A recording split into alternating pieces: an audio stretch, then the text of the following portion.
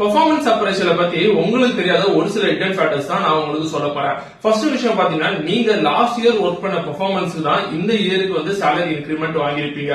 Suppose இந்த year நல்லா perform பண்ணிட்டு இந்த கம்பெனியை விட்டு போயிட்டீங்கன்னா உங்களோட கரண்ட் பெர்ஃபார்மன்ஸ்க்கு எந்த ஒரு ரெகக்னிஷனும் கிடைக்கல அப்படின்னு சொல்றது அர்த்தம். ரெண்டாவது விஷயம் பாத்தீங்கன்னா, மேக்ஸிமம் நம்பர் ஆஃப் கம்பெனிஸ் பாத்தீங்கன்னா பெல் கர்வ் மெத்தட் தான் ஃபாலோ பண்ணுவாங்க. அதாவது இத்தனை பெர்சன்டேஜ் ஆஃப் எம்ப்ளாய்க்கு இந்த ரேட்டிங் தான் கொடுத்திருக்கணும் அப்படின்னு சொல்லி ஃபாலோ பண்ணுவாங்க. இது வந்து ஓல்ட் அண்ட் ட்ரெடிஷனல் அப்ரோச்.